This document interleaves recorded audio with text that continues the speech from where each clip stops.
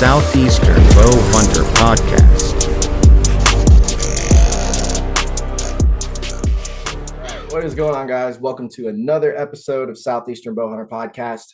In this episode, we're going to have Mr. Cody Idol come on the podcast and kind of give us a rundown of a lot of historical bucks that have been in the record books, ranging from the Missouri Monarch, the probably the Minnesota Monarch, the General. Honestly, we'll probably end up touching on Rumpola buck because there's some stuff on that. And just world record deer, like, the hole in the horn buck and just deer maybe we don't even know about. So I'm very excited about this. I reached out to Cody a few weeks back and so thankful that he decided to come on here and talk about this stuff. If you don't know who Cody Idol is and you know who Dick Idol is, Cody is Dick's son. He kind of took on the role now of sort of preserving the world record, or really just largest deer in the record books and in the states, in the world. I mean, he covers all of that. So we're definitely going to have a good episode with him. Before we get started, kind of a little update on deer season. So deer season in Georgia is it's full swing. It has started. I went and sat this past Sunday. By the time you guys are listening to this, I would have already hunted 2 more times. But the most recent sit, I went in there kind of confident. It almost didn't even really feel like deer season, to be honest. It was one of those, like, I didn't really plan to go until like the day before, and then went and sat, thought maybe there'd be a chance of, having a buck show up, and I got blown out by does. So, it happens. The wind shifted, but very confident for these coming sits. This weekend, I'll be hitting both my private land spots. So I'm really excited about that. Had some bucks daylight today, and went and put food out at one of the spots. I'll be going tomorrow to put out more, and then we'll just we'll see what happens. So hopefully you guys are having a good start to your season. Mine was a little rough, but it can only go up from here, hopefully. So let's see. Before we get started with Cody, we got to do the podcast partners. So we got Working Class Bow Hunter. That, if you don't know who that is, look them up. It's an amazing podcast with Kurt and a few of the other working class boys. We put out awesome episodes, and I really, really want you guys to go support them. Head over to workingclassbowhunter.com to pick up some merch, and the code for all the codes for all these partners are going to be listed down below. I say that every week, but I'm just telling you guys so you know. Next up is going to be Osseo Gear. Osseo, I've been working with them for a few years. It's built by bow hunters, for bow hunters, really. But anyone can use it. If you're a gun hunter, you can still use it. The patterns are different from anything else that's on the market, and I honestly wouldn't really want to wear anything else. So head over to osseogear.com and get the new Wrap X. That is a late season pattern that I'm going to be using, and I've got it upstairs still. I haven't even pulled it out of the packaging yet. I'm just waiting for it to start getting cold. But yeah, Osseo has been a camo brand that I have been using now for a few years, and I love it, man. And I think you guys will too. Summit Tree Stands, going to be putting my Summit Climber to work this weekend. First sit with the climber. I've got a tree picked out that I've usually seen deer from, especially early season. And, those Summit Climbers, man, they are just awesome. If you're a climber guy, head over to summitstands.com to pick out a new climber. If you're not and you want to use a hang on and sticks, they have that too. They really have everything you need. The only thing they don't have is saddles, and I don't know if they ever plan on making one. But either way, Summit has you covered in every, I guess you could say, traditional fashion when it comes down to getting up in a tree. So yeah, go support those guys. Next up is the Boutique. Mike is always making great custom arrow wraps. I am running some right now in Osseo pattern, and dude, the quality is top notch. He can do any custom build you want. So head over to boutiquellc.com, go support him, go get some new arrow wraps.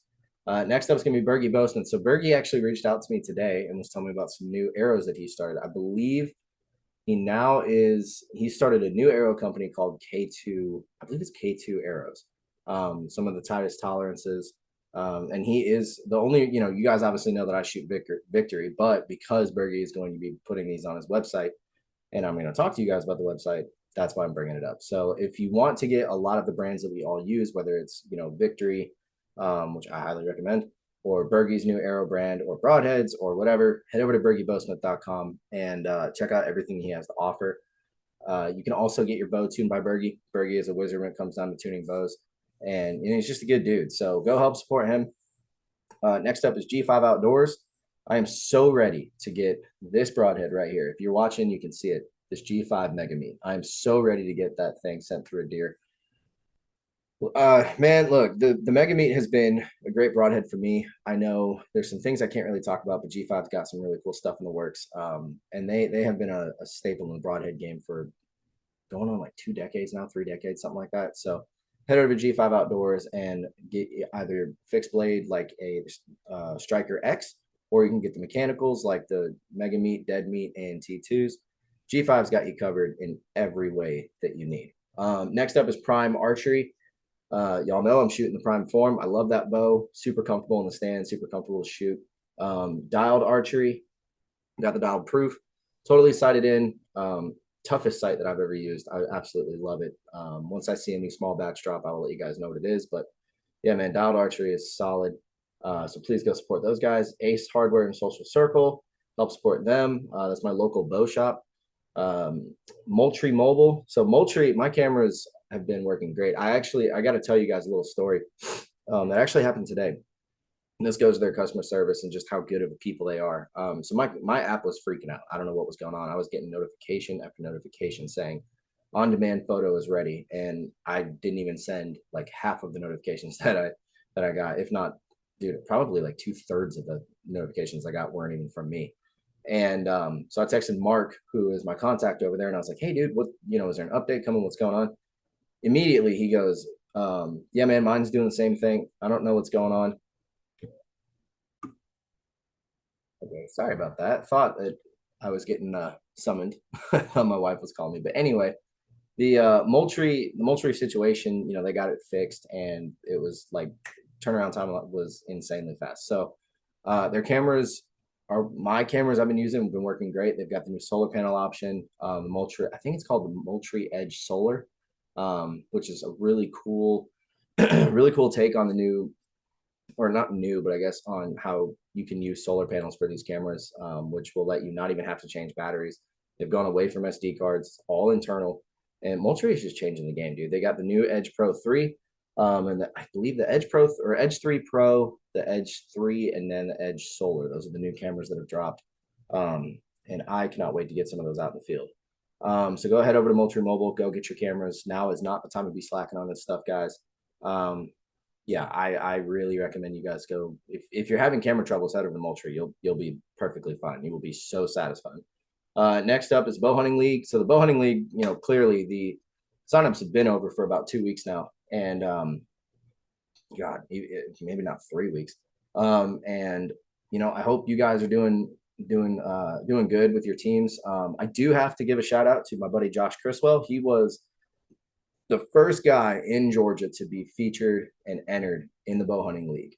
So for our state, Josh was the very first one out of all the teams to be put and submitted and to be put up and represented on there. So congratulations, Josh. You killed a slammer buck. Opening morning bucks are always the best. So he's currently carrying our team right now, and I'm trying to do my best to make sure he doesn't have a sore back at the end of the season, carrying our team. So hopefully, a lot of the teams in Georgia are able to get these bucks on the ground. Bow Hunting League is doing so much for the bow hunting community, and yeah, I can't thank them enough. So next up is going to be bow hunting archery. I am using the Alpha Vanes this year. Dead quiet. You guys know I like to really use the heavy helical, and I don't see any fishtailing or anything. So bow hunting's been around for a long time. Head over there if you want to customize your arrows and get some new vanes. I highly recommend the Alpha or the Atlas, but you can always go with the Blazer or any other vane that they have. Let's see, 1227 Productions. That is my buddy Brock's YouTube channel. His season starts in a week, October 1st. So whenever this drops out, probably a week. He's gonna start filming. I know he's been working on some stuff. He's just been super busy with work. So be sure to go subscribe, go support him, and be on the lookout for some new stuff because stuff is dropping soon. Next up is Scrape Doctor. You know what's crazy is my scrapes have actually gone dead, and I don't know what's going on with that. I don't know if it's maybe I'm just not getting the right photo angle. I have no idea. It's got nothing to do with the product because I have seen this before where they'll hit it for a little while and then come back. honestly, right now, September, like mid-September, I'm not really seeing too much scrape activity, at least aggressive scrape activity. I really expect to see that change in about 2 weeks. Once we get in October, that's when scrapes start hitting. And the end of October, they're on fire. So look, if you haven't gotten your mock scrapes out yet, head over to scrapedoctor.com. Go get I think it's just a rope too, and that's just a whole combo package. It'll be everything that you need, and then go get those out. Next up is Victory Archery. I'm running the HLRs this year. If you want to hear a very in-depth episode on Victory, head over to Working Class. They just did an episode with one of the guys from Victory. But Victory, like I said earlier, I've been using those for years, and that is the one arrow brand that I am just totally sold on. Never broke one, never had an issue, super tight tolerances, even their even their lower, I guess, what is it, straightness variants arrows, even their 6,000 straightness are actually straighter than 6,000s. So I'm extremely impressed with their product. Very good people over there. So yeah, go give them a shot. And last but not least, Outdoor Call Radio. That is a radio station out in Iowa that I have been working with for a little bit now. I actually went on as a guest 2 weeks ago at the time of this episode dropping. I went on there as a guest, got to, talk with Dan and everybody over there. So it was a good time. First radio show I've ever been on, so it was a lot of fun. I actually got to be part of an ad, so that was cool. But yeah, go support Dan and go check out Outdoor Call Radio, download the app, and you can listen to that or listen to this podcast on there. So if you feel like listening to a radio show and just helping them out, you can hop off Spotify and go listen there. It's totally up to you, really. That is all the partners. So before we get into it with Cody, as you guys know, I always have to talk to you about Jesus. And especially right now, man, that, everything, like those of you that listened to last week's episode, the whole Charlie Kirk thing, that hit heavy. That hit really heavy. And what it has shown me is God is clearly still working. I say that because the amount of support and the amount of people being honest and open and professing their faith after Charlie, unfortunately, was taken from us, dude, it is mind-boggling. And if you have still listened to this episode, these podcasts, and you still hear me talk about Jesus every episode, and you haven't given him a chance, please, please, please give him a chance, because this world is going to hell in a handbasket, and we need Jesus now more than ever. I said that last week. I've been saying that for weeks. There's things I'm not going to talk about on here that have kind of happened, and certain things I've seen, and it's pretty obvious, what the other side is doing. It's all this woke crap. Like I said, I'm not going to get into it, but even the people that I thought that were supposed to be taking care of us and that I could maybe trust are showing that that's not the case. So what it's shown me is that the only one that we can ever trust, even outside of family, outside of friends, all of that, the only one that is always there for us is Jesus. He has changed my life, and I said this earlier to Brock on the phone, but I will never deny Christ to anybody. Jesus is King, Jesus is Lord, and that there is nothing that would make me deny that. I don't care what happens. So I really hope to see all of you get to that point. It's taken a long time to get there, and there are questions I still have, but that's why they call it faith, not I guess whatever word would be the one thing that is like convincing you. But anyway, I'm rambling on. So I guess the whole point of it is, please give Jesus a shot. You will not regret it. But that all being said, Cody is waiting on us, and I'm very excited to learn about some of these historical deer. I am basically a crackhead when it comes down to world record bucks and record book bucks and good stories with bucks. So it's going to be a lot of fun. And getting to know how Cody got into it. So yeah, enough babbling. Let's get into it with Cody Idol. We got Mr. Cody Idol here. If you don't know who he is, well, you're about to. So Cody, thank you for coming on, first and foremost. I really hope everyone is watching this episode right now, because they will see the largest typical that has ever graced the planet, and both in his altered form and his natural form, which I like the natural more. Already told you that. Dude, what is up, man? I guess let's do this before we dive into all this other stuff. You and I were just discussing some things, but tell the people who you are, for those who don't know. Sure. Well, I guess, being raised by Southern tobacco farming parents, I am not a quick one to really go in super deep on myself. Hopefully I can earn that down the road where I can say, here's what I've done. But the short version is, I grew up in Montana.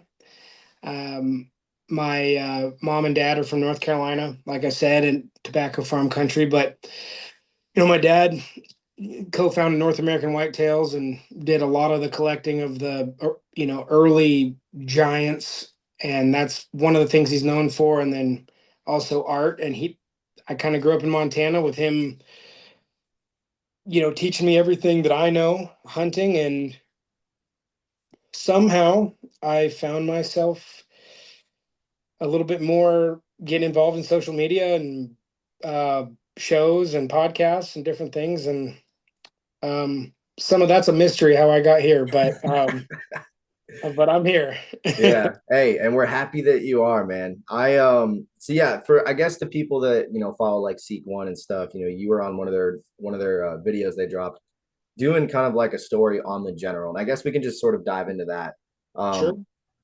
If anybody doesn't know what that like who that deer is, they've got to be living under a rock because I I try so hard when I do these episodes to be respectful and look at the guests, but I cannot stop looking at those deer behind you, dude. They're so distracting. Yeah, It is like yeah. I see those deer, and that is the pinnacle to me of what a whitetail can be as far as a typical rat goes. Which I don't know what the all right. So let's actually, if we can we kind of explain what the general is, like what kind of not the whole story in full depth, but just what happened with that deer. Sure. So the deer was found in 1959 in Nebraska, and it sat in the farmer that found it, or rancher, if you will, Ben Barnhart. Um, he found it while he was out looking for a lost cow that was calving, and we don't know if they were right next to each other or not. The sheds, one of them was a hanger, but this far as we've been able to deduce, it's somewhere between 5 and 50 yards apart. But he ended up with both sides, and stuck him in his barn for about 10 years and let him sit on the floor. Um, and then about 10 years later, um, the peanut shell makes this a crazy story. So 10 years later, his family convinced him to take it down to a taxidermist, and they actually at least got it put on a plaque, but they like cut off the back of the bases and like literally nailed it to a board. And then there's the old pictures with it with like the green velvet over it. Mm-hmm. And there it sat pretty much all the way until, mind you, we haven't even mentioned that this is the biggest typical ever known. Mm-hmm. And they don't know what they have. And then in the 90s, an outfitter by the name of Tim Conda bought it, or basically brokered the deal for another guy named Brad Zell. And then Brad bought it, and later, and that's when it kind of got exposed to the world. When Tim Condick brought it out, it was everybody lost it. This was like in the mid 90s, and gosh, it hits the scene as like one of the biggest ever. But obviously, it's a set of sheds, so you can't officially put it in B and C. And then, believe it or not, my dad brokered the deal 30 years ago. Cabela's came to my dad and said, and my dad named him the General. And about 30 years ago, Cabela's came to him. They were going to do a big monument for their new store in Owatonna, Minnesota. And they wanted him to pick the deer that he wanted to sculpt for the monument. And then they would go buy those two deer in the process, and they would go in the store. So he picked the General and the Fink Buck from South Dakota, which is the South Dakota state record. So he ended up brokering the deal back then. The General ended up being for 63,000 back then in the 90s. Oh my God. For Cabela's. And then so he does the monument, Cabela's gets it. It spends a little bit of time with Cabela's and then to Bass Pro, and then somehow, and there's a lot of conjecture around this will be in the film, Keith Snyder ended up getting the General from them, which never happens. It just usually we call like Bass Pros like the vault. Once they go in, they don't come out. The Giants, they're going to the museum. And then about earlier this year, I had a gentleman Josh Duncan, that I did not know, call me up out of the blue and said, "Hey, I want to buy the General, and I figured you'd be the one." And I'm like, "Well, I don't know why you called me, but we can try." So I ended up getting in touch with Keith. Keith basically said like he's the greatest ever, so I think he should get the greatest price tag ever for a deer. And I said, "What are you thinking?" And he told me $1 million, and I about fell out of my chair. Mhm.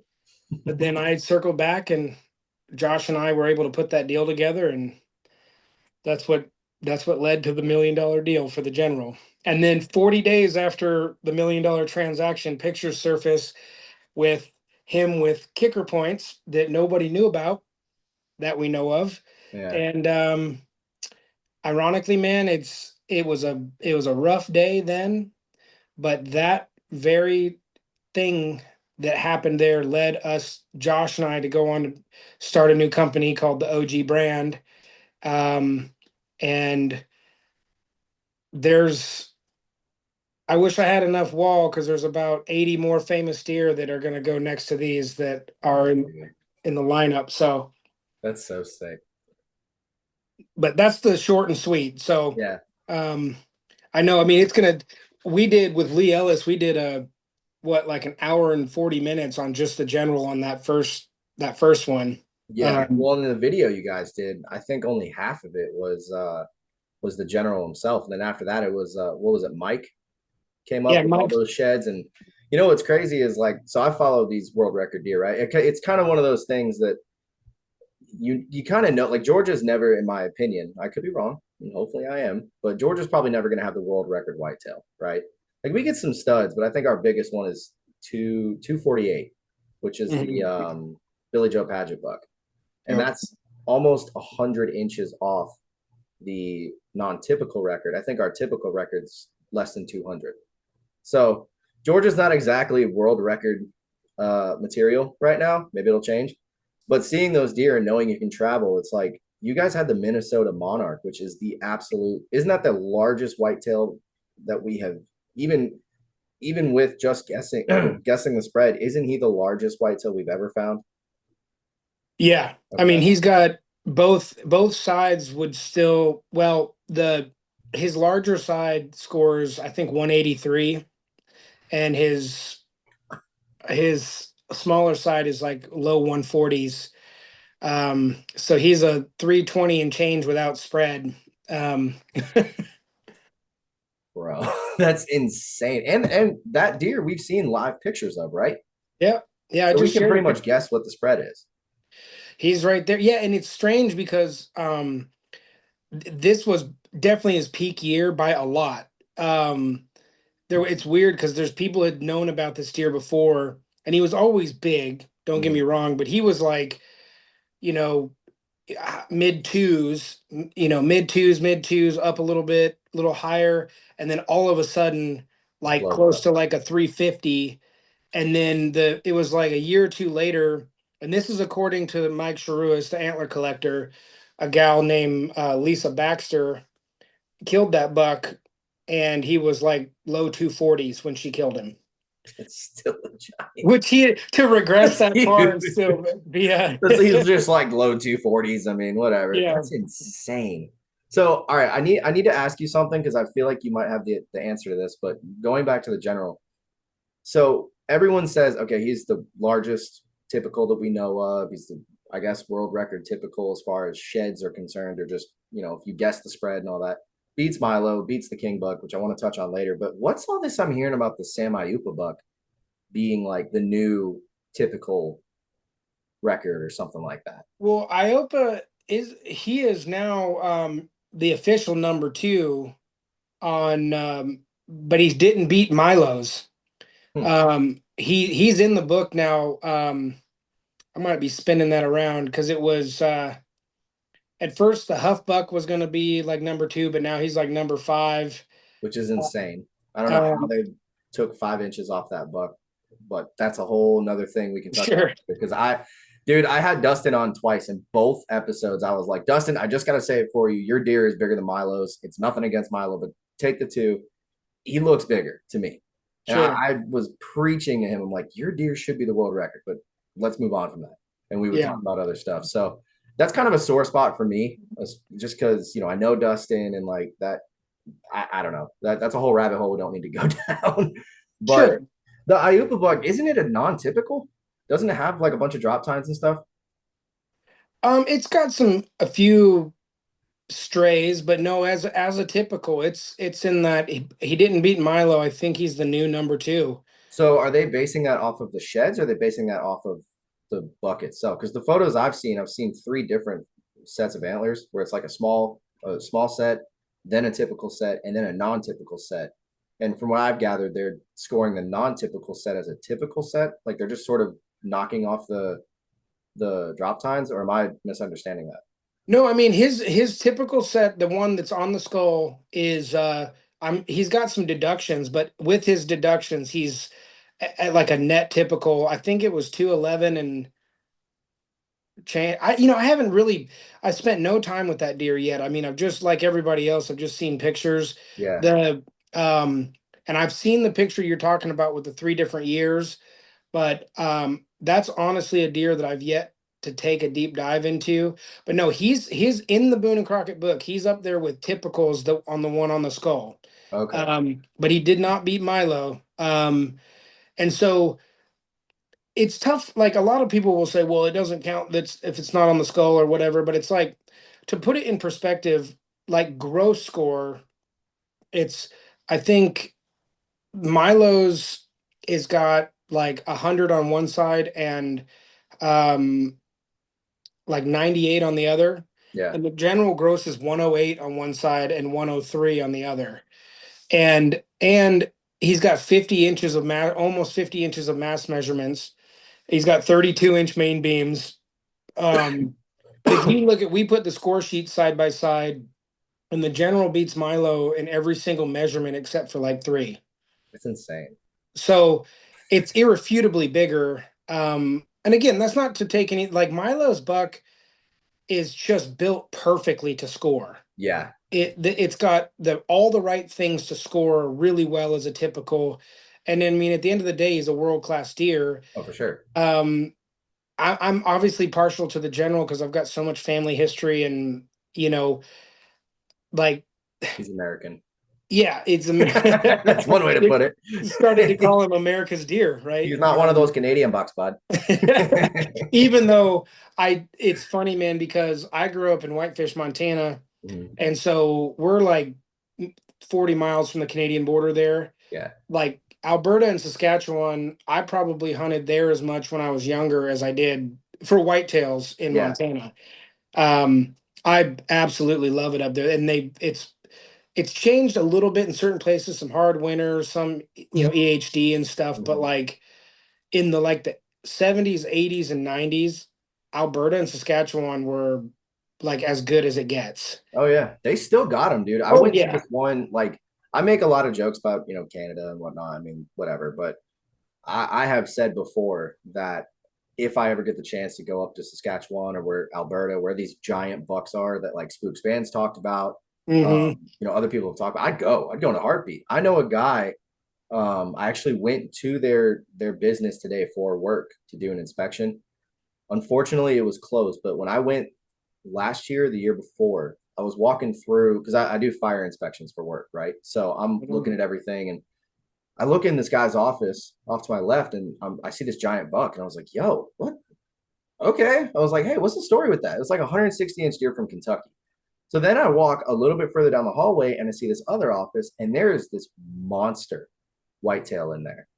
And I just stop and my jaw drops and I'm like, I've never seen that deer before. What that has to be over 200. The guy was in there. So I was like, hey, did you kill that buck? He goes, yeah. I was like, what does it score? And I think he told me it was a deer from Canada that was like 204, 206. And it's like, nobody knows about this deer. And I wanted so bad to be like, dude, please give me your information. I can get you hooked up with this. But he seemed pretty secretive. So it's like one of those things that, Spooks Band talked about it. And there's probably a world record in someone's basement right now that nobody knows about. And it could be from Canada. So yeah. Well, there's unquestionably, whatever they are, world-class deer sitting around in basements, barns, attics. And, if I've said this on a podcast before, but if you go up to like central Alberta or Saskatchewan and go north, you get into this just massive, massive ag country that's like, you go 5 miles in between, like on a dirt road, in between seeing a farmhouse, and everything else is just like river bottom, beaver pond, big patch of timber, ag field, and then repeat the process over and over again as far as you go. Sounds like And and so like I've often just stared at some of these like old farmhouses off there. I'm like, man, I guarantee you, if we pulled up there and just knocked on the door and said, we just wanted to see if you've ever seen any or picked up any giants, and there's no telling what's out there. But that's what makes it exciting, right? Like, yeah, we wouldn't want to live in a whitetail world where we think that every deer that's ever been taken has been found. yeah, That's yeah. what makes It it. would be kind of boring at that point. The whole mystique of it would be gone. Yeah, And all right, so let me ask you this too, because I just want to know for myself, and I guess people listening, the general, before we figured out that he had been altered, unfortunately, the points got shaved off, however they did it, he got bigger once we found those photos, right? Like his growth score went up, didn't it? yeah, yeah. Well, the one on his right side on his G2, I put a tape on it the other day, and these have been um, through computer programming, have been scanned to like almost, if it's off, it's 1/1000th of an inch. Like they've been Yeah, the most accurate scans you can do. So like, and we're not entering it in the book, so it wouldn't be, but it's very close. yeah. And that one's like 2 3/4. The other one's just barely an inch. We believe that it might not have even actually been a scoreable point Yeah. On that. But even if you gave him an inch, the whole thing is, or I'm sorry, the other one might have been 2 1/4 and just under an inch, but we're talking about 3 inches of difference. So even if he grossed before that, if he grossed somewhere up in the like 217 to 219, you take 3 inches away from him and he's still, No world record. yeah. It's insane. So, the thing that bothers me, and I don't want to, I hope I don't sound like I'm bashing Boone and Crockett or the scoring system or anything like that. But what is it with, and this is going to lead me into the next thing I want to talk about, but what is it with our scoring system that when you take away points, the deer gets bigger? Because to me, like the simplest way would just be score everything he has, kind of like how Buckmasters does, where Yeah. you got like perfect, what is it, semi-perfect, irregular, non-typical, or however that whole thing works. Why do we? I feel like we kind of complicate it with the other scoring systems, where it's just, he was bigger when he wasn't altered or didn't have the kickers, and yet he grew more. So why aren't we giving him, I guess, what in my opinion he deserves is a bigger score Sure. necessarily, where it's he grew more antler. You get what I'm saying? I'm trying to think Yeah. of how I can word it, but No, I totally, and I think, look, I don't like that either.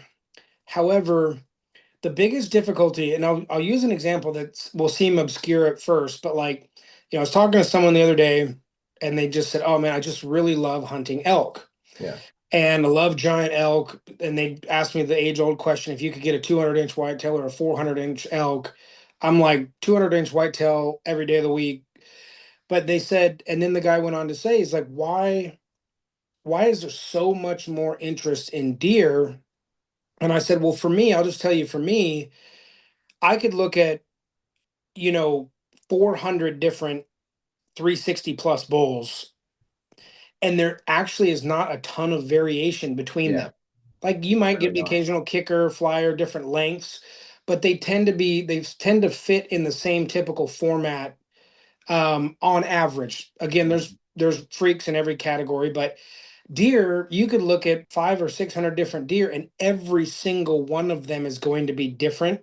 Mm-hmm. And so you almost at some point you have to say, okay, how do we come up with a parameter that fits basically unlimited variations? And that brings us back to this age-old thing of the symmetry. I mean, it's tough to say, like, the general's going to lose on his twos. He's going to lose like 2.5 inches on his two on his left side because it's so much shorter than his. Yeah.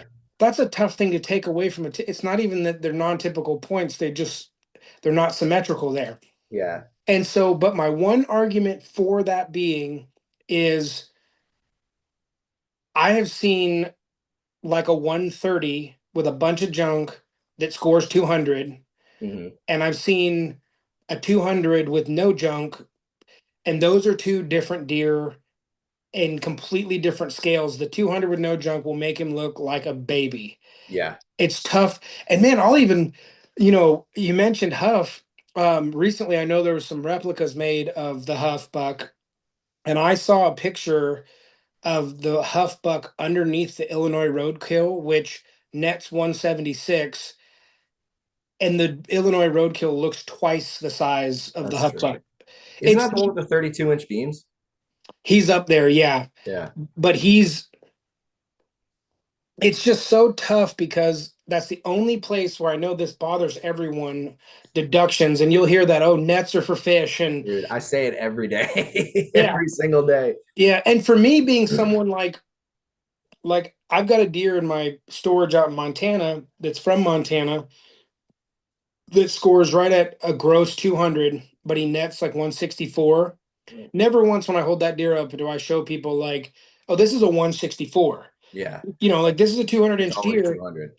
And for those of us, like I've never entered a deer into the book. Um, I'm not necessarily,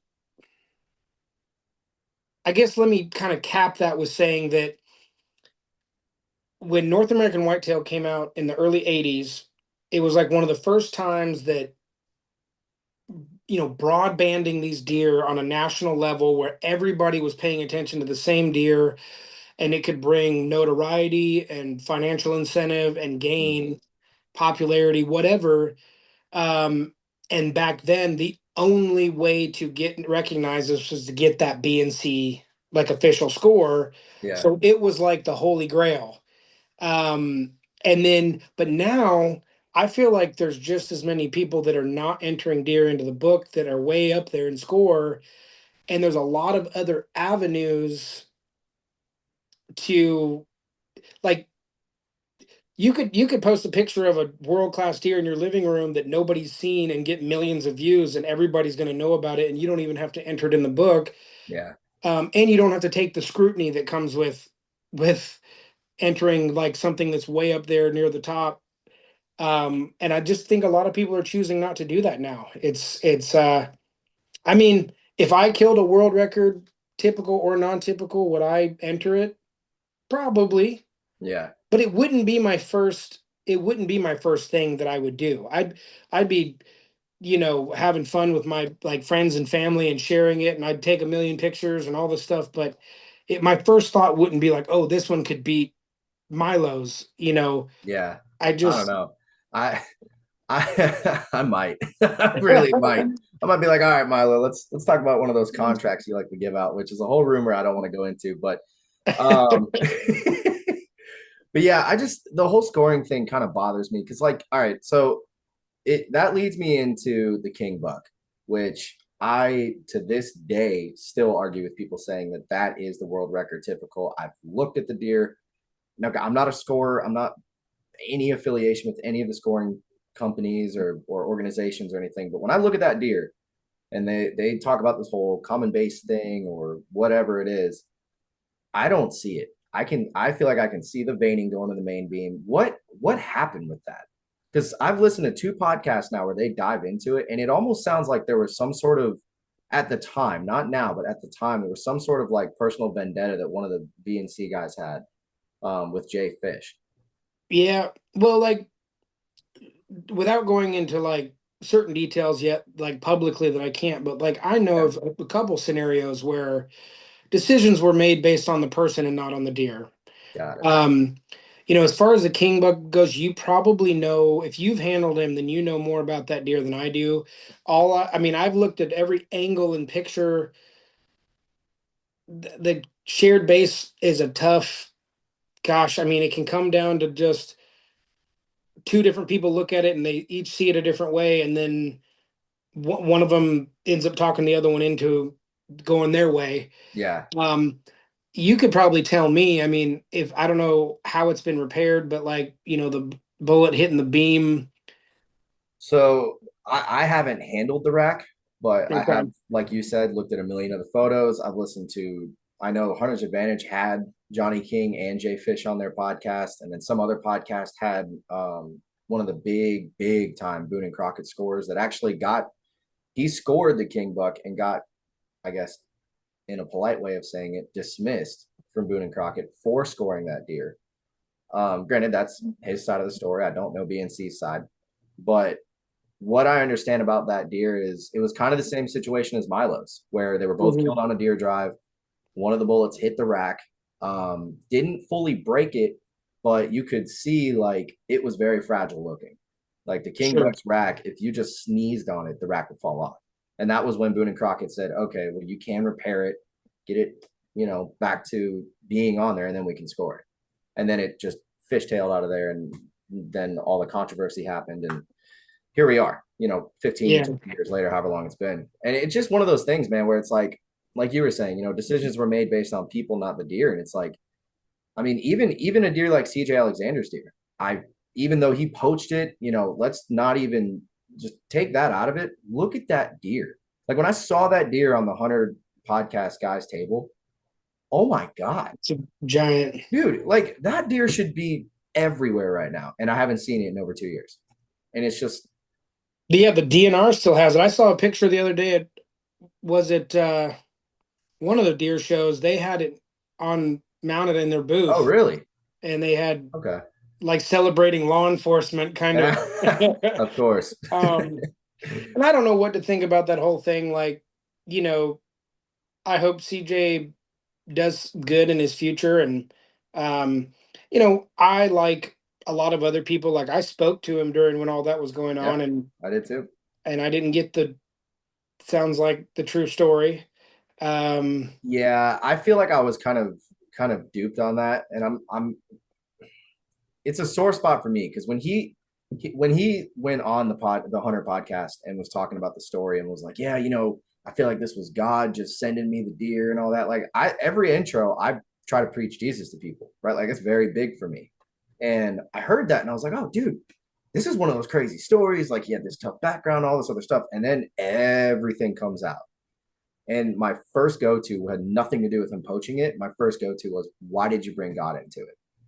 That right. right there is what set me off where I'm like, okay, this is way worse than what it could have been. Because, if you're trying to kill a big deer to buy a house, fine. We all do stupid stuff. I get it.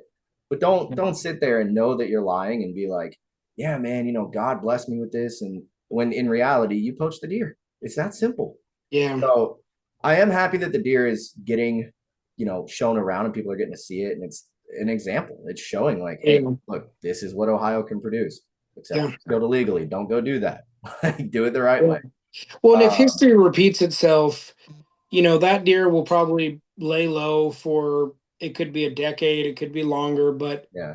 I do believe down the road it'll come to the surface somewhere and somebody will be able to acquire it Would eventually. you would you compare it to the general? Like, would you hold them both side by side and see how it sort of looks together? I'd be very curious to Oh see if yeah. a deer like that could do, to the general what you said. What was that other buck you were talking about? Oh, the Illinois roadkill. Yeah, that one. I'd be very curious to see how those two look side by side. Because like Yeah, I Dustin's mean, buck is massive, and the Illinois roadkill is also massive, but it's just two, like you were saying earlier, two completely different deer. yeah. So Yeah. You I don't know, know, man. That's I absolutely would compare them. I mean, the thing is like it's funny because you know we have between Josh, Duncan, and I, we do a lot of stuff with the general, mhm. and you get the occasional guy that's like, oh, well, you're wearing it out, this and that, and we're like, there's a company based around this. Yeah, It's and it's the centerpiece for like the foundation of our company, but it's not the only deer that's going to be in there. It's what's going on right now, and he's the focus. But it's what's funny is it's somebody even said it the other day. We were on social media and they were like bashing us about. sharing all this stuff about the general, and one of the guys actually said on there, he's like, "Oh, you guys are worse than Jay Fish," and we're like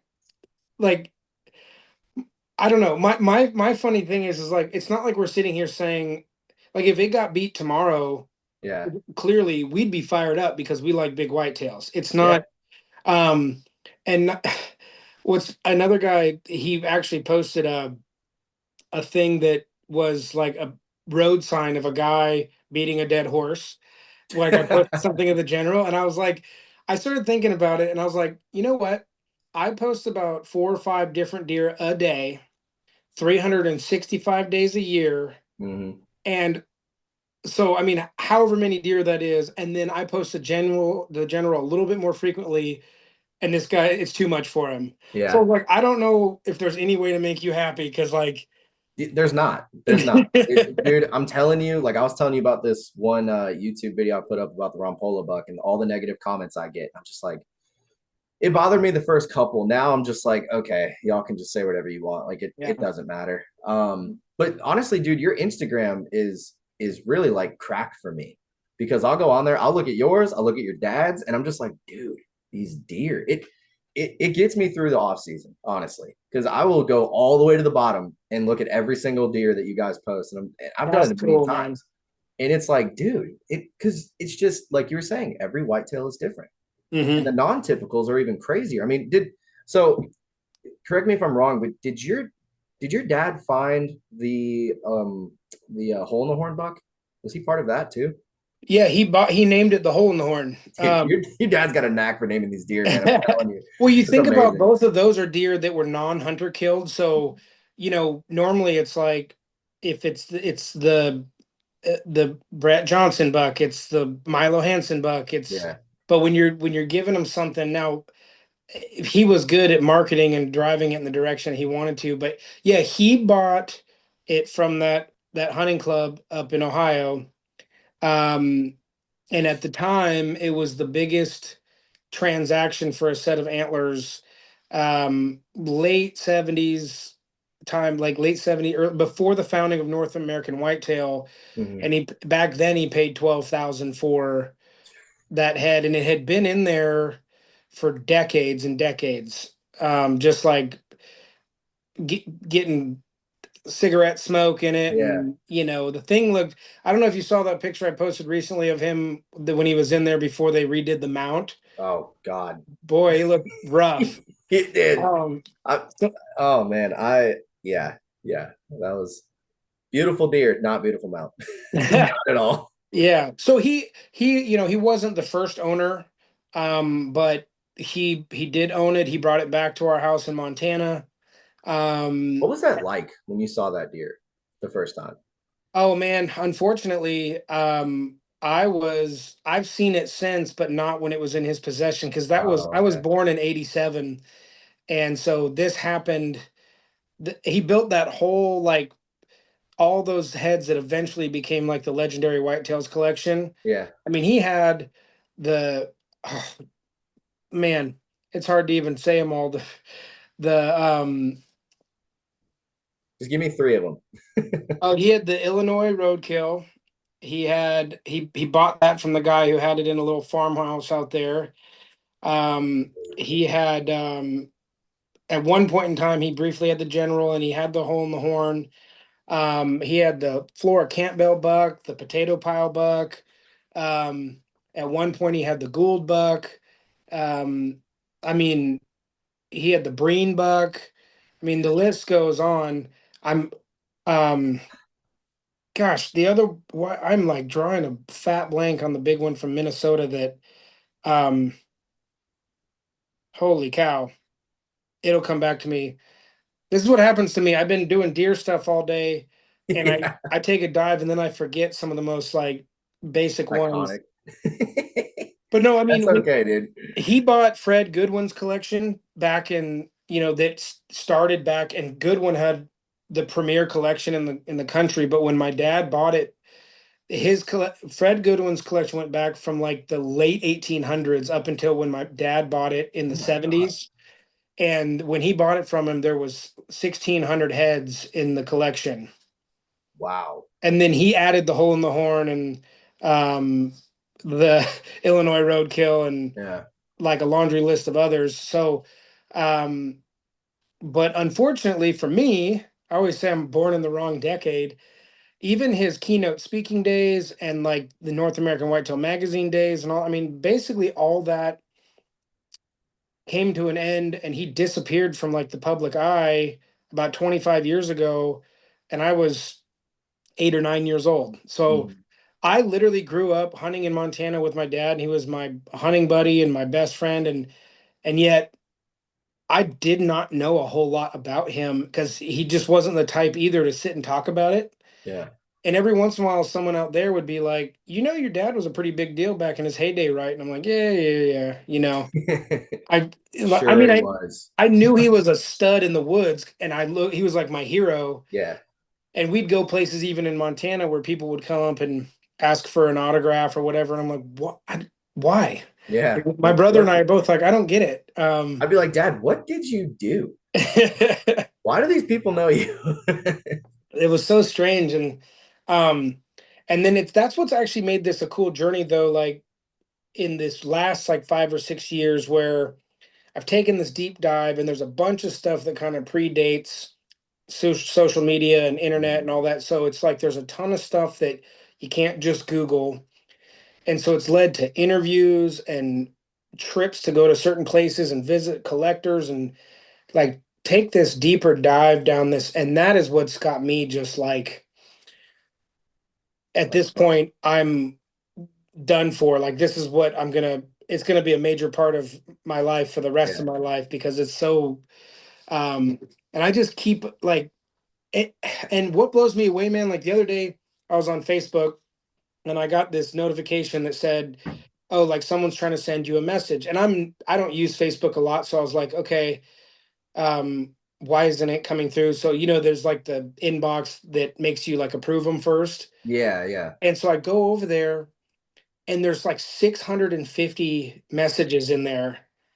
And I'm like, and I just start reading through them, and every one of them is someone like, oh, I ran into your dad at the Iowa Deer Classic in 1987, and we did this, this, and this, and like we ended up sitting down and talking about my farm that I had over in Kansas, and it was just message after message, and then people being like, oh, I mean, he's the reason I got into whitetail hunting, or this just went, and so it took me like a week. Like each night, I would sit down and go through as many as I could before I was just like Zonked. Just done. exhausted. Yeah. And so but I wanted to get through it all, and I eventually did because I appreciate people taking the time to send those. Yeah. And it just blew me away because it's like the more I learn, the more I understand what all he really did. And not to mention, man, he's killed like 60 plus deer that would go 160 or better in his life. And he's had 8 deer on the cover of North American Whitetail in his What? life. And so, he He was a wasn't just, killer. oh, dude, he That's was, wild. I mean, I knew he was good. I've heard you talk about it and I've seen some of, his deer, but like that's insane. yeah. That's I mean, his thing insane. back then when he was like a keynote speaker, it wasn't about those collected deer. It was about whitetail hunting.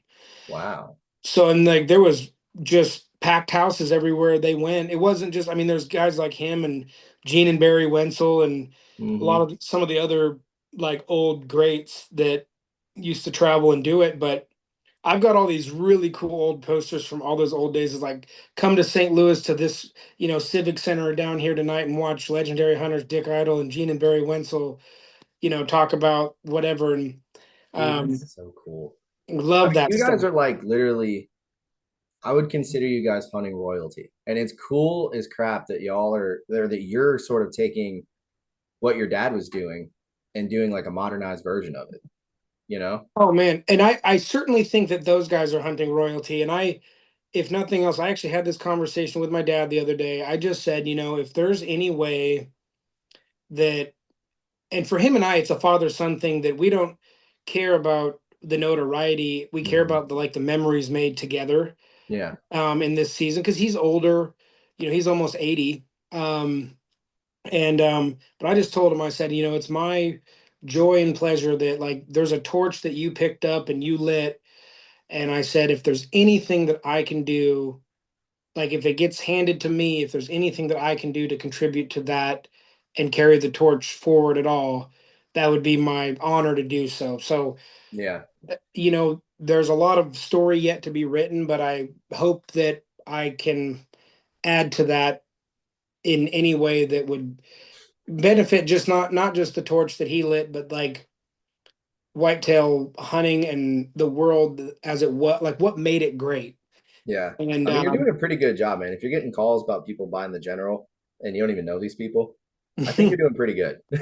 Like yeah, it's so I want to ask you because I've met Lee once, really good buddies with Jay Maxwell, but I've been trying and trying and trying to get in contact with Lee, and that dude is so hard to get a hold of. But so I've seen a lot of his deer in person at shows and stuff like that, but seeing Goliath, those sheds that he had, the 22-inch, what is it, the base to the top of the G2 or G3? yeah, the height. What was that like? I mean, because that when you guys said you've never seen a deer that had that, my first thought was like, of course, Lee's got a world record rack.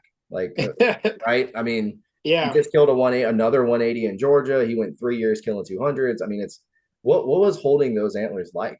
I mean, is it really as big in person as it looks? it is. Yeah, it was funny because he acted like we would think they're not impressive or something Yeah, just because of, but world class is world class, and like I think when we scored him there, I think what was it? He was 104 on one side and 96 on the other side. So it was a 200 without a spread. yeah. Um, but 106-inch shed, whichever way you cut it, is a It's and the side that scored less has stuff broken off, and yeah.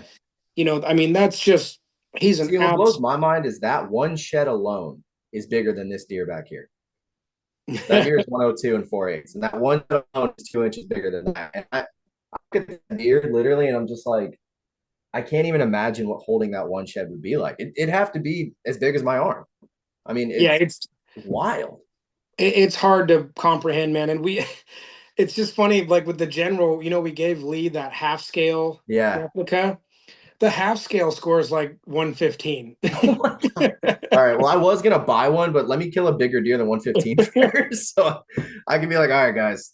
You know what? You know what? No, I'm gonna get one. But I mean, maybe it'll happen this weekend. I don't know. But are they for sale yet? Are They those? are, yep, They are. Okay. yep. I'm gonna order one, and if it gets here before I kill a deer bigger than that, I'm just gonna hold it up. Like, guys, you won't believe it.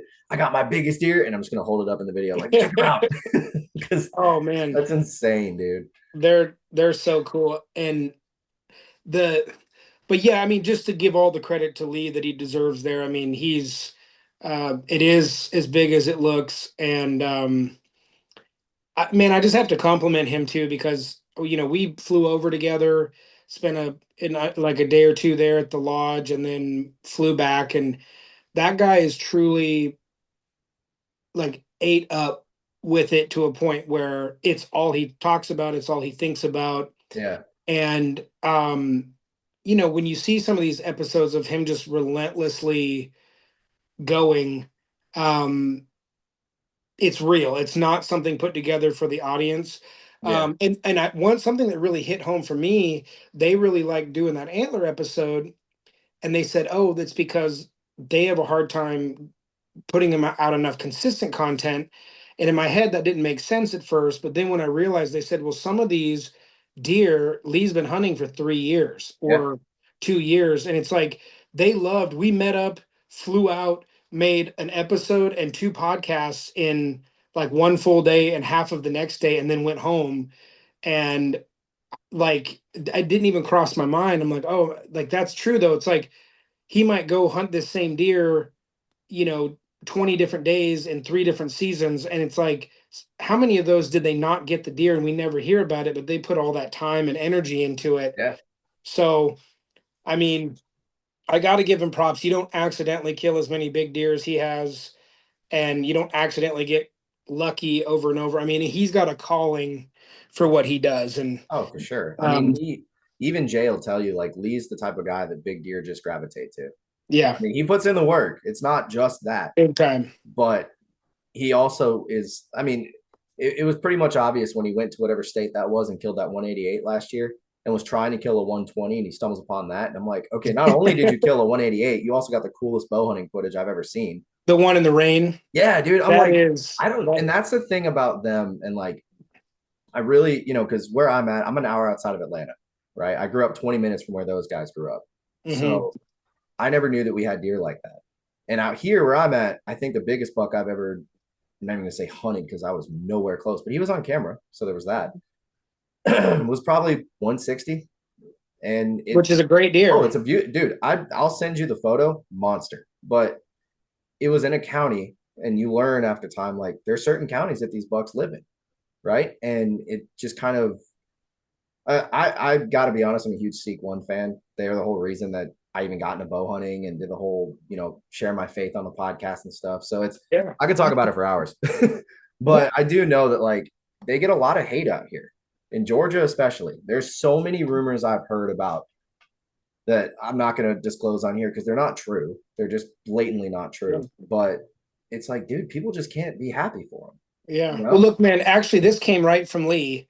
So this was actually something from him because I talked to him a little bit about it. Like, I don't have the platform that Lee does, but between my Facebook and my Instagram, you can look at how many views you've had. Between those two pages, I'm at 22 million this last month in total viewership.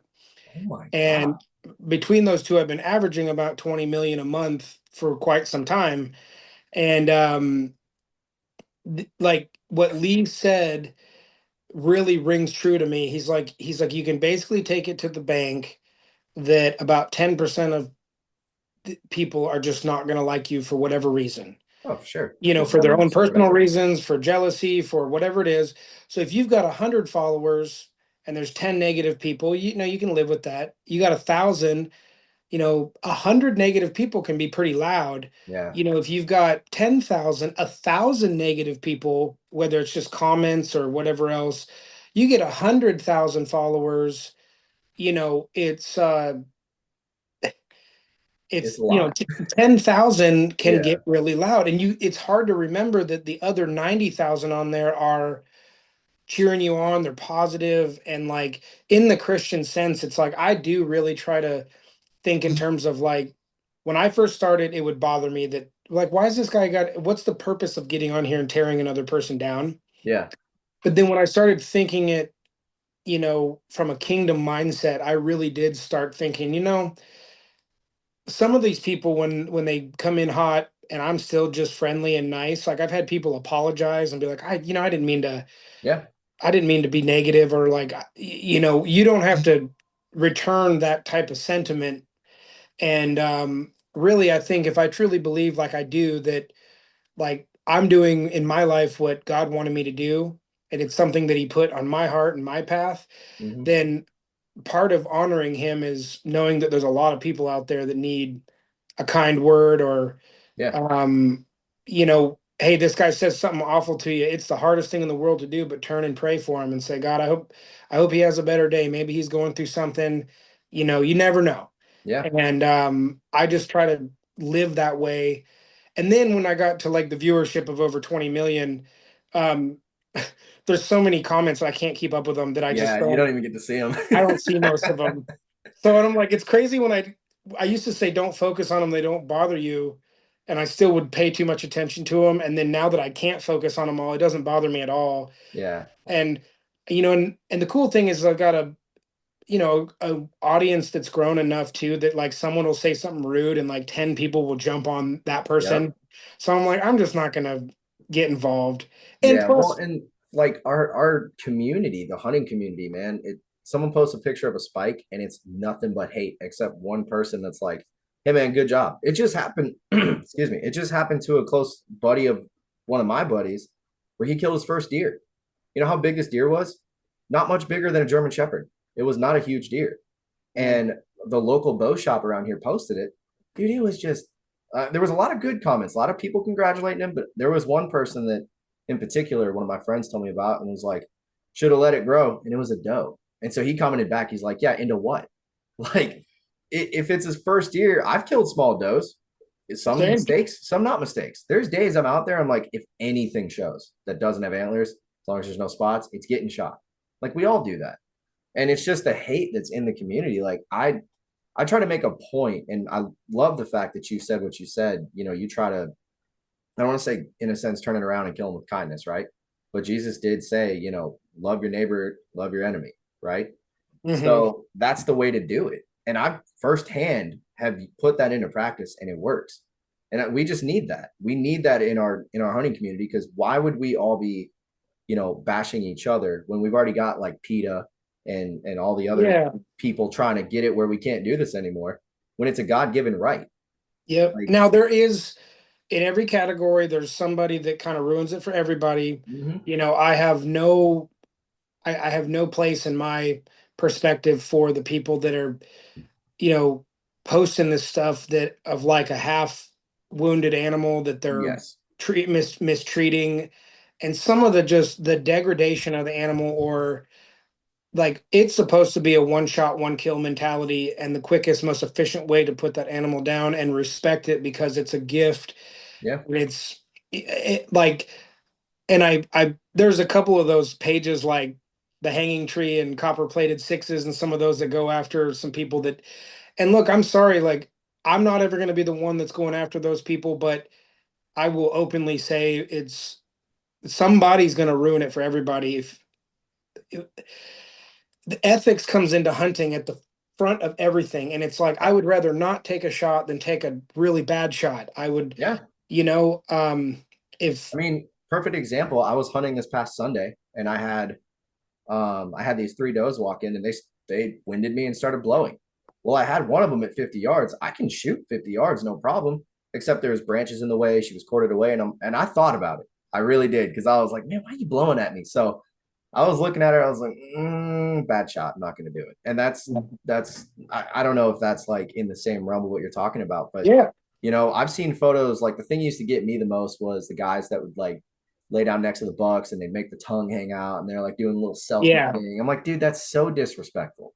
You know, it just, and that's a small thing. Like sometimes it's funny, but other times it's not. And when you see, like we are, I feel like our responsibility as hunters is to sort of have the best look that we can with these animals, yeah, not, you know, showing a gut shot buck or doe that's got its guts hanging out because you shot it with a mega meat, which yeah, I have literally had happen firsthand.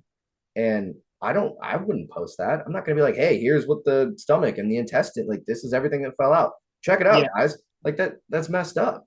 yeah. Well, if So you think about it, like you said, like I grew up in a place where we processed, you know, my most of my childhood processed our own animals. We weren't, you know, in certain years of my life, I've taken it to the processor and had them mhm, do up everything. But especially when I was in high school and college, like there was kind of something I did with my friends. Like if someone got an elk, we we helped each other haul it out. We helped yeah, get it back to whatever garage we were going to hang it in, and then we'd sit around and drink beer and process the elk. That was like the yeah, thing. So if there's some scenes where there's that wouldn't be good for the mainstream public, you have to think about like who all's going to see it first, and yeah, like it's not going to offend the the everyday hunter, but if you want a future of hunting, you do have to care what the masses think, and um ethical, and again, like even hunting shows and stuff, you'll see them clean up blood and yeah, wipe things down and set them up in a more, you know, a way that shows the animal better. um I just think we have to, like when I took hunter safety in Montana, you have to be 12 years old to hunt, get your own tags, and take the hunter safety course. They opened up the course, and this is back in, so if I was 12, this is back in like the late 90s. Um, they opened up the course by saying there 10% of people are anti-hunters, 10% are hunters, and 80% are just non-hunters, yeah, meaning they're not for or against it. So that's the category. Like you're never going to stop the anti-hunters from hating it, but that other 80%, we as a hunting community, like we have to be respectful of that like sleeping giant, because the last thing that you'd want is to just make another big category of people think that it's people out there doing unethical Yeah. things. And because for the most part, it's not I mean, my whole life I've hunted with people that have had the same mindset as me: one shot, one kill, ethical shots. Like, if you do end up with a wounded animal, which it's not a question of if, but when, it will Yeah. happen if you hunt.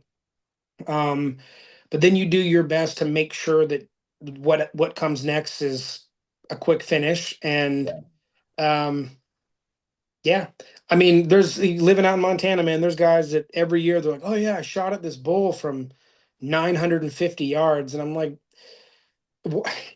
Dude. "Why?" You Yeah. know, and then those are the guys that have the stories where they like winged one and they end up tracking them for 5 miles in the Rocky Mountains and don't find them. And that's Mm. just, anyway, not to go down that rabbit hole, but I just Yeah. believe, and this all started with the feedback thing, but man, it's funny. I'll go back to that just for a second. I just really think, you know, I've never been one to really get into it with people on there, but over the years, I've had a couple here and there that I just finally, the guy said the fifth or sixth like rude comment that I'm just like, you know what? Let me say something real quick. Yeah, but I kind of, especially once Josh and I founded this OG brand, I was like, I feel like there will be times in the future where I'll have younger folks look, paying attention to me. Like I just had a young guy that called me up the other day and said, "Man, it would be a huge honor. Like my senior project in school, I have to teach someone how to fly fish. It would be an honor if you could come out here and I could take you fishing, and I would do my senior project on this." And I said, "Let's go." Yeah. But I mean, in light of that, knowing that there could be, 9-year-olds going to the post and then going in the comments, that's enough for me. And I'm a father. Um, that's enough for me to like be like, you know what, it's just not worth. I want to lead by example, and I don't want to see, you know, and I've never been one for like profanity or anything like that, but just even engaging in the negativity, it's almost I don't even want to do that. Yeah. So Yeah, dude, early on doing the podcast, I definitely I had a few episodes where I wasn't really thinking about I don't want to say public image per se, but mhm. it was all out there. And that's not to say like, look, if you hear me while I'm talking to my buddies, yeah, I still cuss, I still you know Sure, do all sure, that stuff, but it it's one of those things that like I'll give you an example. My niece told me today that one of her friends listens to this podcast. And I'm thinking about it and I'm like, dude, that kid's like 13 years old. yeah, I'm over here just cussing up a storm, dropping F bombs, whatever. What kind of example is that? And I don't like one of my good buddies in the industry is Kurt Geyer from Working Class. That's not a kid's show. And they say yeah. that. But No, I'm and going up there next week. Josh and I are going up there with to do their podcast. yeah. Oh, I can't. I'm gonna text Kurt right now and be like, dude, tell Cody I said what's up. And we're gonna be there with Rack Hub. So I think it's first and foremost it's a Rack Hub Mhm. pod, but Josh and I are gonna join them up there. Dude, that's So so awesome. yeah. I have been hounding Kurt for probably 3 years now because they're the reason I even started the podcast. Like they were the inspiration to do it. And I've told him a million times, like, bro, you guys ever have an off week and you just want some idiot from Georgia to come back up there to the home state? Let's do it. I don't know what we'll talk about. Probably nothing good, but I will come up there. Sure. And yeah, dude, that's awesome. I can't wait to listen to that. That's gonna be such a good episode. But it's the same thing, man. Like, I don't want, because my daughter asked to come on the podcast sometimes. And she's like, "Hey, can I ever come on?" I'm like, well, you got to kill a deer first because we're not going to talk about paper dragons and dinosaurs. That's not what this is about. Like, Right. we got to talk deer. And when I talk Mhm. deer to you, you zone out after 30 seconds. So I don't know how long we can do it. But it's the same thing, man. Like the public image, and that's, I guess, circling back to like the Seek One stuff, Lee made a very good point on his podcast with Working Class. He's like, dude, I don't know who's watching this. I don't know who's listening to this. I don't know who watches our videos. Like he knows kids that live in the Atlanta area that do watch that stuff and Oh don't yeah. want to be cussing up a storm in front of them. So Yeah. it's I feel like we're starting to see more of a switch in the industry and in the community where people are becoming more mindful of that. But Yeah. I don't know. I mean, I don't know how we went from world record deer to this, but This We did. conversation, Yeah, it's all related. It's all related. So I guess circling back to some of those deer, though, I want to ask you: have you had any interactions with the Brewster buck out of Illinois? Um, no, I know I've shared him in the past. I haven't gotten to handle that deer yet. Um, like I said, man, it's crazy. It's funny. I have put my hands on hundreds and hundreds of the biggest deer. Every podcast I go on, everybody has five that I've never touched. It's like I can't handle Hey, enough of them to ever. it's just more to do, man. It's just more Right, goals. right. It's just that buck. So, all right, I'm gonna I don't want to say anything that is going to be controversial. I don't think what I'm going to say is going to be controversial, but the top three biggest non-typicals, we got Missouri, we got Ohio, and we got the Brewster buck. So the Missouri Monarch, hole in the horn, Brewster buck. Out of those three, I know in the books, the Missouri Monarch is bigger, right? But I heard a story about the Ohio or the hole in the horn buck. I don't know why I keep saying that. Having lost a ton, because that deer is what, over 100 years old? It's close, yeah. Close It's to it. right up there. So is it possible that when that buck was alive and was, I guess, found or whatever, that he had way more growth on him, or much bigger rack than what we see today? I think, I mean, what's crazy is if you took an eighth of an inch or a quarter inch off of every single point over 100 years of drying, also really truly sitting in an old tavern with cigarette smoke rolling up through it, and Yeah. you know, I mean, there's no telling what the shrinkage could have been there, but man, I mean, I can't give the specifics, but that is one of the deer that we've got blatant quotes of, like, we're just not going to allow this one to be. Um, because if you remember the story, my dad took it to Phil Wright back then, who was one of the preeminent scorers in Yeah. BNC and had actually written one of the most prominent books on scoring deer. And my dad scored it on his own and came up with like 346 and six Mm, eighths. And he took it. Phil happened to be in Missoula, Montana back then. So when my dad got it back to Montana, he took it to Phil, and Phil scored it at like 346 and 3/8. mm, And so there was just this, like, a decision was made to make one, a symmetry deduction or whatever, but you take off this particular thing, and it takes them from like a 346 to a 328, And so no doubt the Missouri Monarch is a giant. yeah. And still, no matter whether he's one or he's two, he's one of the He's up there. greatest. He's one of the greatest ever. But I do truly believe that the hole in the horn is bigger.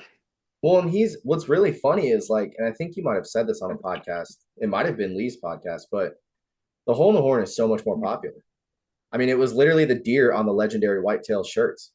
Yeah. And so, like, to me, I remember watching that when I was a kid and seeing that buck. And I always thought that was like the biggest deer. I never even Mhm. knew what the Missouri Monarch was. I didn't know what the Minnesota Monarch was. And then I come to find out when I really started diving into it more that he was number two. And I'm like, no, no, no, no, no. So I look at the Missouri Monarch and I'm like, there ain't no way. I was like, his antlers curl down. Like, he's cool looking. And I'm not trying to take Mhm. anything away from him, but like, I'm gonna call a spade, dude. Like Yeah. that that hole in the horn buck, he's iconic. And it just Yeah. makes me wonder, like, Mufasa, Luke's buck, the Brewster buck. He didn't he gross like some 340s or high 330s or something like that. I mean, That was great. Yeah. yeah, and it's like I just I don't know. I feel like I have a bone to pick with Boone and Crockett. Like, I want to get somebody on here and just grill them and be like, okay, why is it that we are doing this the way that we're doing this? Like, give me a good reason. Because I asked Scott Bakken with Pope and Young and Dialed. He kind of told me something about, like, it's not the whole organization was not made to be a record book organization. It was more of, I guess, like a consensus maybe, or like a what's the word I'm looking for, conservation organization. Mhm. But it's like, if we're gonna have record books, I mean, don't you think we might want to be right with this sort of thing? Well, Like, the tough thing now though, man, is like it's so old and there's so yeah, many millions of deer that it's like it'd be like trying to convert America to the metric system right now. Like there's so true. much you'd have to disrupt. It would change everything. It would change what the records are, and it would change every. But so at this point, we're almost, Too I far know, ahead. yeah. And I've had, I mean, we've been in meetings with Buckmasters and stuff, and I've been trying to. I didn't know as much about their scoring system. I've been trying to learn more about it, and everything behind why they do what they do is very valid. Yeah. And there's parts of it that I like more, but it's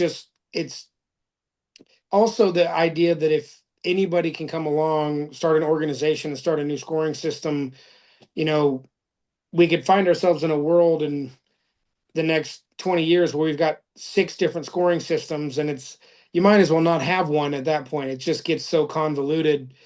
um I think it's more like the age of Boone and Crockett and how long it's been there. Like it's almost like we're kind of stuck with it. um You just shot down one of my plans I had with a buddy. I was gonna. Sorry. You're fine. You're fine. You probably just saved me a lifetime of stress. But we were discussing this when I told him that you were coming on. I'm like, I'm gonna ask him about this. And I told him, I was like, I have half a mind just to start my own scoring system, like with water displacement or some type of, I guess, laser measuring thing where you score every single inch that deer grew. Because, like I said before, in my opinion, if he grew it, score it, add it in the score, Mhm. and you don't call a 12 point, like let's say the general. If you what how many points does he have? 16 or 14? Oh, God. I can't remember. I should know this, but 6, 7, 8, 12, 13, 14, 15. Well, 15. little junker down there. We won't count that. Okay, so 15. Like if he grew all of that, score that. Hmm. That's just my argument to it. Like I don't understand the whole net score thing. And Scott explained it, and I just kind of, I hate to say it, it kind of went in one ear out the other because I'm like, look, man, nets are for fishing, right? Like that's all I'm thinking the whole time he's saying it. Yeah. And I don't know, it's one of those things that it just really bothers me because like a buddy of mine killed a nice 8 point last year, told him to get it scored by Pope and Young because it looks like a Pope and Young deer, and because of symmetry, he didn't make the books. And the net score was 2 inches smaller than the gross. And I'm like, where'd you find that? Yeah. Look at this deer. He's straight typical. There's no deductions. There shouldn't be. And Yeah. it just bothers me, I guess. I mean, I don't mean to beat a dead horse, but it's Sure. Have you ever heard the kind of the origin story of the Buckmaster scoring system? mm-mm. Like, the one of the gentlemen who like founded it was on a hunt somewhere with a client. I don't know if he was the guide or he was one of the hunters, but another guy there killed a big buck that had a big drop time, Mm-hmm. and they called up and everybody came out to see the deer, this and that, and then like they turned away and they were talking and they heard this gunshot, and they turned around and looked back, and the hunter had shot the drop tine off with his rifle. And they said, what's going on here? And he said, well, it was going to get it was a big drop tine. He was like, he was going to get like a 10-inch deduction for that. And they said that's when it kind of spurred this thing where they're like, gosh, we got to do something because that's Yeah. just not right. Which you shouldn't do that obviously anyway, but Yeah, I wouldn't do it that. it makes an example of what people are worrying about. I mean, man, I've always wanted to kill a big drop tine deer. So if I ever got one, I don't care what he nets. I want the drop tine. Yeah. I'd take a little drop time. Give me a 1 inch. 1 inch can make a huge difference. It It can. really can. Yeah. And so I don't know but I just think that it's tough because we've got, yeah, wasn't BNC, wasn't it founded in like 1880 or Yeah. 1870, It was somewhere in founded in there? the 1800s. I know that. Yeah. And so you just have such a volume of our history in there now that You really to can't change it. I yeah, mean, you can have like Buckmasters where they come along and because I mean, I've said this. If I shoot any buck I shoot this year, if God willing I get to shoot one because it's been 3 years, um, I'm gonna try to get it in Buckmasters, and I don't know if I'd want to do. I mean, it's probably not. We don't have any deer right now that would make BNC, like not even close. But Pope and Young, it's a reality. It could happen, but sure. I don't even know if I'd want to do that. because it's the same scoring system, and it's like you're going to tell me that it's got deductions on this, this, and this, and I'm not going to agree with it.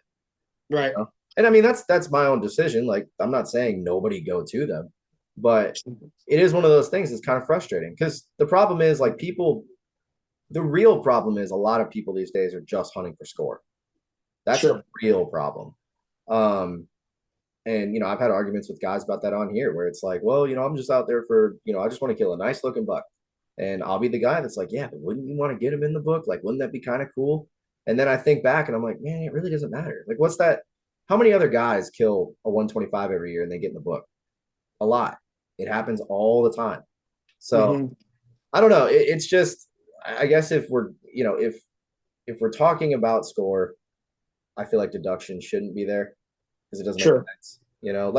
Like again with the general, didn't he have a drop time? Didn't Lee point out that there was a spot that kind of looked like he had a drop time that broke off? Yeah, no, yeah, he's got something on the underside of his beam that it definitely something got broke off there the year, and he was just found like that. So we don't Yeah, know, and it's a pretty good, sized like little swath underneath. yeah. So I mean, it could have been an inch, but it could have been 6 inches. Whoa, We don't know. yeah. Um, and it's right on the underside, so it would have been something sticking straight down. Mm-hmm. Or That's wild to think about, man. Like what could have been with that deer. I just wonder if I mean, do you think if he never got altered that he would still be? I mean, he'd have to still be one of the most popular, well-known deer in the world, right? man, I think look at the boards. There's not another deer out there, period, that's being talked about as much as the general. Yeah. Which is You crazy know, because he was never being talked about before all of this. I mean, people yeah, knew about him, but like you'd always see, Milo's buck or, some of the controversial deer. yeah, And then he pops up again, and I'm just like, hey, you know what? Because he's always been my favorite deer. So I'm like, dude, hey, the more we talk about it, let's keep going. I want to see more pictures. I want to see videos. I'm about a yeah, little skull. Like that is a great deer to me. So yeah. I'm Well, it's happy with kind of, what you guys are doing, man. It's exciting. It's really dude. exciting. I was telling someone like the only time in all these years that it's so weird to feel this about like an Instagram post, but we so Josh calls me up one night. We've come to find out about the stickers, but we haven't made it like a public thing yet. Mm-hmm.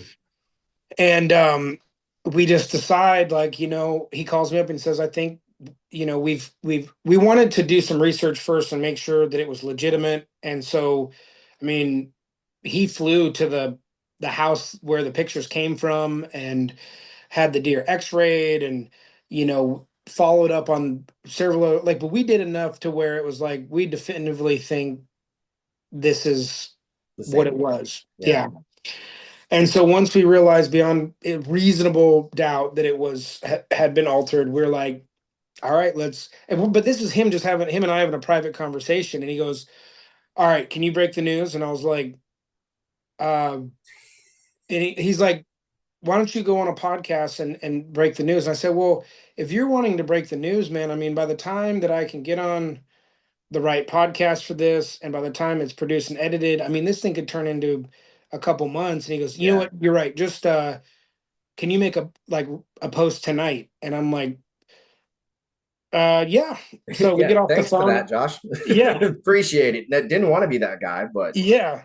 And so dude, it was so weird though, because I had the write up, I sent it to him first, he agreed with it, and then I'm like, I've got the pictures in there with the stickers and the stuff that had surfaced, and I'm like, I actually felt some adrenaline because I was like, the second that I hit post on this, it's gonna go everywhere. it's gonna blow up. And it It did, did. man. It went everywhere. And it's weird to be kind of like at the start of a ripple effect in the world that you focus on. And Yeah. so um but I think when it's all said and done, man, I really do think that the general will end up being one of the most famous deer ever because and plus you've got this 66-year-old story it's got like a who done it story in it.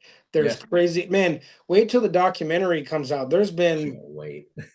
I mean, there's stuff as far as like I'll give you one little like snippet, but back then when my dad was going to acquire them, you weren't legally allowed to even pick up whitetail sheds in Nebraska. You serious? Yeah, there hadn't been a hunting season up until very recently at all in Nebraska, and but you weren't even residents were not allowed to legally pick them up off the ground. And the story goes that some members in Cabela's were friends with individuals like the governor of Nebraska. Hmm. And my dad called him and said, "Hey, we really want to get the general, but we're not allowed to have him." And later that week, it was no longer illegal to pick up sheds in Nebraska. That's wild. That's insane. So there could um, have been, I mean, there could have been bucks just like the general that no one's ever going to know about because they just didn't pick them up. well, that and they were considered like, I mean, the Dell Austin buck was shot in close proximity and close time proximity, not too far down the road. I mean, you talk about Nebraska hadn't had a hunting season, and all of a sudden they're allowing it. And the farmer that saw the one guy that reportedly saw the general on the hoof said there was two deer with him that were just as big. Oh my, I would literally pay any amount. I'd give my house to be able to go hunt that season out there. That would be Yeah. I can't even imagine that. Like walking out and just seeing 3 bucks over 220 just standing there. Which ironically back then, that farmer didn't even care. He was like, "Oh, there's some big ones," and then he went back to working like it didn't even. That's another planet to me. I Yeah, see a I mean, spike but and I'm like, oh, deer. Like I yeah, freak out over that. but think about like even like the gentleman that found him. I mean, he found him, and it was like he came home with them and like threw him in the corner, Yeah. and that was it. That's where they spent years. And but it's just for me, it's kind of an honor to just get to tell these stories, and some of the stuff is information that people already know, and then plenty of it's stuff that they don't. Yeah. Um, but it's going to be a lot of fun, man. And to our knowledge, how cool is this? To our knowledge, when my dad brokered that deal for Cabela's, and it went for a total of 63,000, that was the biggest deal ever done on a whitetail at the time. Yeah. And then 30 years later, I brokered a deal for the same deer for $1 million, and it's the biggest transaction ever for a single deer. Um, it's just my dad and I like we didn't even like put those pieces together till Josh brought it up, and we're like, oh yeah, like that's Like, uh, dude, that's divine intervention right there. Like, you're 100% right that you're doing God's work with these deer, dude. I mean, I'm just your happy to be your here, man. your family's been blessed to be able to do this stuff with these deer, which to the normal person, that's what I sometimes like to look, because like I'll give you an example. I missed opening day because I had to go to a family event. And when I found out I was going to miss opening day, I was livid. And it was one of those things where I'm like, okay, what's more important, my wife or possibly killing a deer? And it took me a few minutes, but I eventually, I'm just kidding. No, I Don't get in immediately knew, trouble. right? Like, but it's one of those things I had to take a step back and be like, okay, because she made a good point. Like, we had a whole 2-hour conversation about this. And because I just couldn't let it go. I was just so mad. Hmm. And which is really looking back, I'm not proud of it, right? But I told her, I was like, I just can't understand why it has to be this day, right? Like, this birthday was weeks ago. Why are we doing this now? And she pointed it out. She's like, look, think of it from our perspective. You have this one thing, deer hunting, that you know all the dates for. You know when it starts, you know when it ends, you know the seasons, you know this, you know that, the tags, all that stuff. We Hmm. don't know any of that. That's not our world. That's your world. Our world is more like what the family's doing, like what are the kids doing, and all this other Sure. stuff. And it really made me realize, like, these deer that we talk about, these things, what you guys are doing, the outside world doesn't even realize how big of an impact it is. But to us, Yeah. me, I look at that deer behind those two, well, really those two deer behind you, and I'm just in awe of it. I'm like, that, like, God created that animal. Yeah. It's a work of art, and yet someone else will see him like, oh, that's a nice looking deer, and that's it. And Mhm. I'm like, you just don't even know. So you guys, I mean, seriously, when I think about what you and your dad have done, it is, I have to just say thank you, really, because I wouldn't have, the thought process, and the people listening to this wouldn't have the thought of like, dude, I could kill a deer like that, or I could find a set of sheds that big. You know, Georgia, probably not. But, if you go up to like Wisconsin, like I'm going there next year, Sure. that's where the Jordan Buck's from. I Yep. mean, you never know, dude. Like You never do. it gives us hope. So I just wanted to say thank you. Seriously. Thank you for what you guys are doing because it's literally been my life pretty much since I was Sure. 3 years old.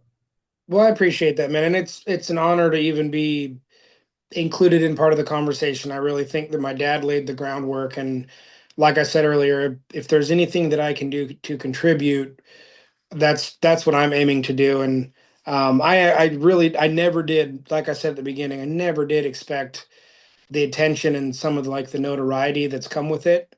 Um, but I'm honored and just in a kingdom mindset. Like I remain humble and just like I think of it all as one big adventure. And I'm Mm-hmm. like, I don't know where it's all going to go, but I'm like, I'm doing what I'm supposed to be doing, and only the good Lord knows where it's going to go from here. But I'm just excited to be a part of it. And this new OG brand is so exciting, man. There's a whole bunch of stuff that I can't share until it's made public, but it you wouldn't even believe the stuff that's in the works. Dude, I'm excited. Is there gonna be an Instagram page and all that other stuff popping up? Yep, yep. Okay. Because I want to follow along with it. Yeah, absolutely, man. And I'm going to tell the whole story, and a lot of it's going to take place. Like, I mean, we've got a full-time filmmaker that's already hired, and you know, um, I can't give away too much, but I think I might Yeah. put the Minnesota Mystery Buck right there next. What's the Minnesota Mystery Buck? The Sal Aaron's buck. That You've name never? sounds familiar. Hold on, let me Google it. How do you Oh, spell? dude. I look. By the way, I looked up the Fink Buck. My God, I don't even know if they can see it on here. Yep. God, dude, that is okay. So the Sal, how do you spell it? Sal, I think it's Ahrens. If I'm not missing a digit in there. Oh, wait a minute. I think I remember this too. Yeah. Holy crap. Another potential world record with altered points. Um, Hold on. What? So this buck right here. Hold on. That was altered. the Sal Aaron's, yeah, the Minnesota Mystery Buck is not in the book because there were points altered, chopped off. He had like, if I've heard correctly, he had 7 to 9 points cut off. Oh my So, gosh. but the other That's cool thing is Al Capone has actually held that deer in his hands. Um, the Sal Aaron's from back in the day. I mean, this deer is another old one. Um, the back end of his ranch is there was a cabin and a little campsite, and it was one of the places when Al Capone was on the run from the law that he used to stop from time to time and stay. But it's it's a crazy story, man. Like through and through, the like Mr. Aaron's lived in a farmhouse there, very you know poor. And if I remember correctly, he had 6 or 7 kids, and the farmhouse floor was a dirt floor. oh wow. And he actually illegally shot that deer, just for food. And the game warden came out there and basically felt bad and was like, "I'm not going to write you a ticket because you're just trying to feed your family." And this was, I can't remember if back in the 40s um, or whatever it was, and 40s, early 50s, and so this long, I mean, we're see again, that's what we're doing with these films is we're going to take these big deer and we're going to tell the stories from like my dad used to tell them in the written word in North American Whitetail. We're going to Yeah. tell them in the film version. um Like a visual to it rather yeah, than just reading about it. yeah. Dude, But the that other fun I'm gonna be thing is obsessed with the that. other fun thing is my dad is officially involved with OG now. He's going to be writing some articles, and Oh, dude. we're It's going gonna to be. blow up. It's gonna blow up, Cody. Dude, I hope I'm so. so hyped for you, man. This is so exciting. Oh man. What's crazy is you were telling that story and I do remember hearing about it. Mhm. Once you said dirt floors and feeding his family, I knew instantly what deer you were talking about. That's what makes it so interesting, man, is I feel like every single buck that you guys post or that you talk about, and a lot of these really well-known bucks just have a great story to them. And I almost feel like we don't, like I said, we don't have that anymore. And maybe 40 years from now, people are going to be talking about Lee's buck Zeus, where, there was people saying, oh, that's my pet deer and just all this crazy stuff, right? But it's just wild to think that back then, like there were these giants running around and there's probably still running around. Yeah. Well, here's the kicker, because that question got asked on, I think it was on the second one I did with Lee. One of his guys there that was making the film was on that. Ryer was with us, Yeah. and he asked that question. He goes, "Why do all these deer seem to be from the 50s, 60s, 70s, 80s, 90s, but like nowadays you don't hear?" And I said it's pure and simple because back in those days, people didn't have the regard for deer for one. Yeah. No one even knew or like thought about getting a deer scored. And what it led to is all these crazy stories where, like, the farmer gets the deer, and then there's two guys over here that understand what it is, and they fight each other to get it. And this guy stole it from this guy. Then the guy's got in a fight with his wife, and she threw it in the trash, and someone else found it, and then they hung it up in this bar, and it sat there for 30 years. But you had time for these stories to evolve. Yeah. Like the general story starts in 1959 till today. And so nowadays the typical story is someone kills a big deer, everybody in the world knows about it like 30 seconds later, Yeah. and either they get it mounted and put it on the wall, That's or it. some collector comes along and offers them a big enough price tag that they'll sell it. And Yeah. that's kind of the end of it. And you never see it again. So it's hard to even have those kind of stories develop anymore. And with all the notoriety and attention on them now, you know, a lot of people kill 200 and change inch deer, and like the main population kind of goes, "Oh, sweet, he's big, Yeah. cool." On to the I have next thing. noticed that even in the past 3 years, like just every year, especially like pages like Ohio Big Bucks or whatever. I think they had 7 200s last year or the year before. And I'm just like, dude, it's one of those where it's sort of losing like not the what's the word? The impact, right? I mean, even Lee killing 184-inch deer in Georgia, I've already said like it doesn't even surprise me anymore because I know what he puts into it. And I know where he's hunting and stuff and what can come of it. I've even made the joke that after Lee killed Goliath, like what's next? And I was like, all right, he's either gonna kill a state record, or he's gonna kill a 300-inch deer, or he's gonna kill a world record, or something Right. crazy's got to happen. Just following those stories and stuff. And I feel like that's kind of our new modernized version of what your dad was doing and all these deer that we're talking about. Like, yeah, nobody knew about him for some people's entire lives. And then they just Right. pop up one day and it's like, oh yeah, that's the world's largest typical. Also, by the way, he had two kickers that got shaved off. You wouldn't believe what happened there. And it's just crazy. Yeah. God, dude, you got me. I'm not sleeping tonight. I just hope you know. Um, but look, man, I don't want to hold you too long, and I'm pretty sure my daughter is upstairs running around being a little you know what. She was supposed to be in bed an hour ago. But um before we sign off of here, man, why don't you go ahead and give us a shameless plug for the OG brand if you can. If you can't, tell people where they can find you, and then I guess we'll hop off it. Sure. Well, yeah, man. Yeah, again, thank you for having me. And I guess if anyone wants to find me, all my socials are just my name, Cody Idol. And then the OG brand, the website's live. It's originalbygod.com. And we have I love that. I love the that.